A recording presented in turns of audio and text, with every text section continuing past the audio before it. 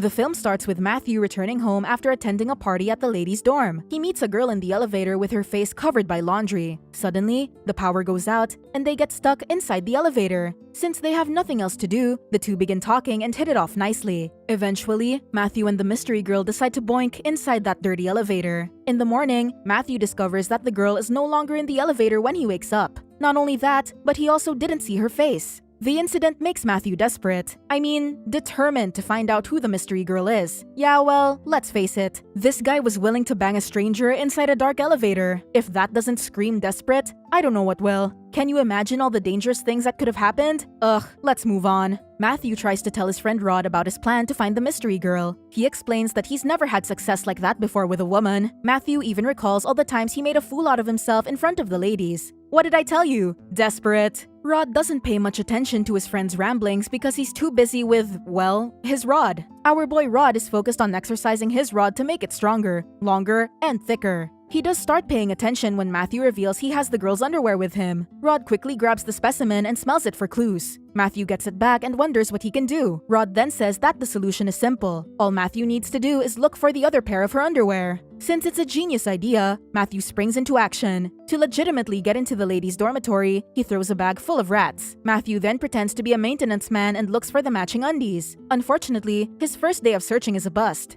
Before calling it a day, Matthew sees Crick rudely treating his girlfriend Patty. Since he feels entitled to be the dorm's resident white knight, Matthew steps in despite it being none of his business. Despite being scared of Crick, Matthew still decides to insult him. Like a true white knight, he'd rather get hurt by Crick than see Patty in pain. Since he needs to make a move, Matthew goes for the chestberry twister. Although in a lot of pain, Crick manages to fight back with the same move. After a while, Matthew loses all his strength and gets defeated. Crick warns Matthew that it'll be back for him and that he'll deal with Patty later. Once he leaves, Patty treats Matthew's wounded chestberries. Probably aroused by his ripe cherries, Patty tries making out with Matthew. He holds back and gets uncomfortable, which makes Patty confused. She then thinks he's worried about what other people will say because of her reputation on campus. Nervous that he messed up, Matthew tries to relieve the tension by saying he's up for some experimentation. He then grabs 2 metal balls near Patty's bed, thinking they're stress balls. To his surprise, they are Benoit balls, which Patty uses to pleasure herself. Matthew gets embarrassed for not knowing what they are and leaves. If that were me, I'd eat those balls and shove them back in her…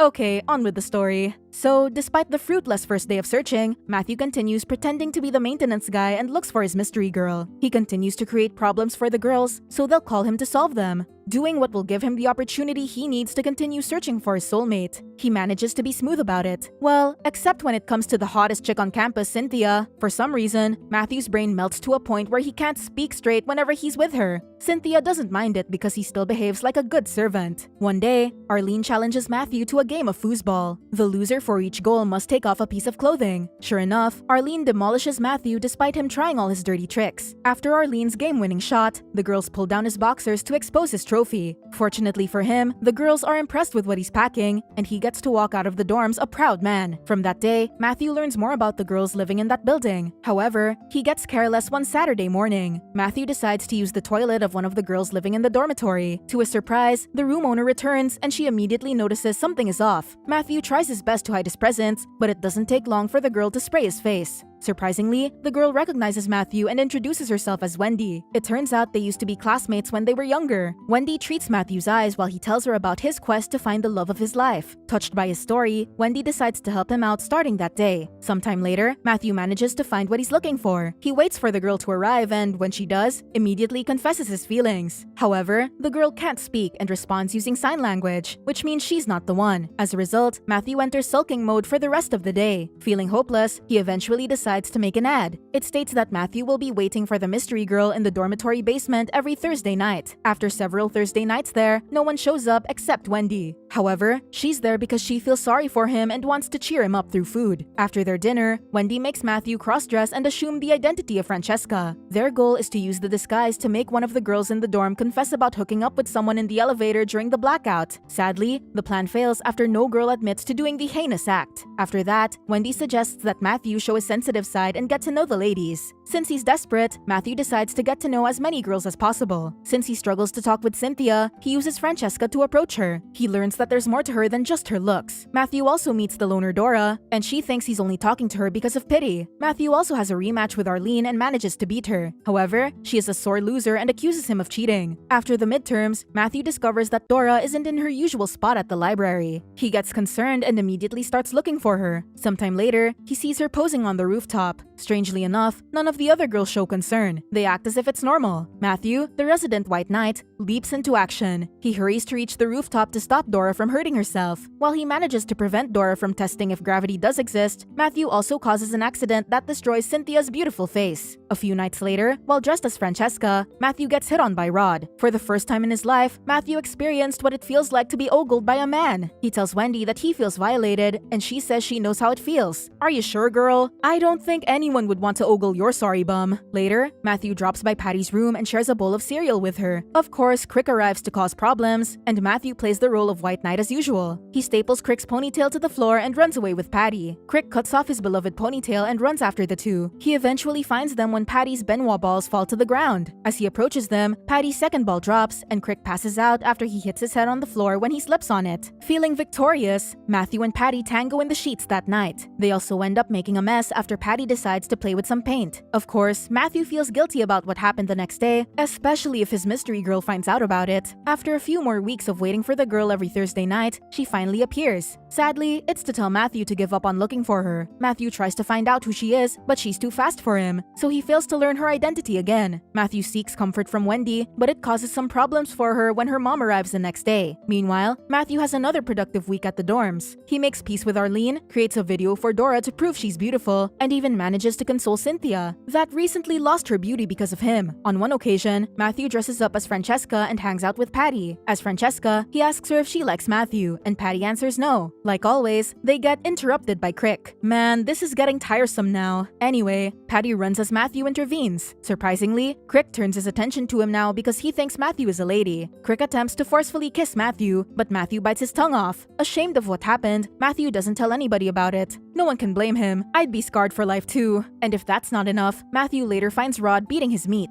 He gets surprised to see the monstrosity that is his manhood. It turns out that Rod's rod has some sort of deformity, and he once got humiliated after showing it to a girl. Matthew now understands where his friend's resentment towards girls comes from. With time running out, Matthew's desperation reaches its peak. He decides to go to the dormitory and confess his feelings in front of the 100 girls living there. He's hoping that the mystery girl will be listening and change her mind after hearing his plea. Of course, Matthew doesn't hold back and bears his heart in the open. It is safe to say that all the girls that hear his speech get touched as each of them start claiming to be the mystery girl. For once, Matthew scores big because he can choose whichever girl he fancies. Then, Matthew believes that the mystery girl is the one that never leaves her room. He rushes there, but the girl immediately says she's not her and points Matthew to the correct room. Matthew then realizes the mystery girl was Patty all along. He knocks on her door and says he knows it's her. Sadly, Patty tells him to go away because he doesn't love her, but the girl in the elevator that night. She also says that she attempted to make Matthew fall in love with her, but he's too focused on the elevator girl. So, Matthew goes home defeated that night, and the world moves on. One day, Matthew finds Crick pestering Patty again. To finally get rid of him, Matthew exposes Crick's evil deeds. He shows the other part of his tongue that he somehow kept inside a Ziploc bag. Wait a minute, did this dude just preserve the part he bit off? Ew, that's just disgusting. In the next few days, Matthew matches Wendy, who recently confessed she's a lesbian, to Arlene. He also arranges for Rod and Dora to get trapped in the elevator like he and Patty did that night. That night, Matthew gets inspired by the power of romantic candles and gives talking to Patty another shot. This time, he treats her as a gift he has longed to open for so long. It works and she accepts his feelings. What? So, all she wanted was to be treated as a friggin' gift?